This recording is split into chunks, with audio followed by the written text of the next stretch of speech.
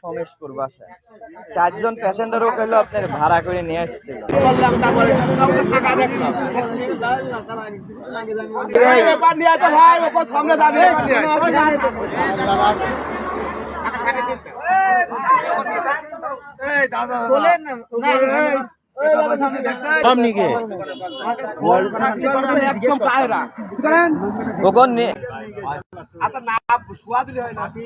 না না না আপাতত এখন বসা নেই, যান ঝাঁকি লাগবে।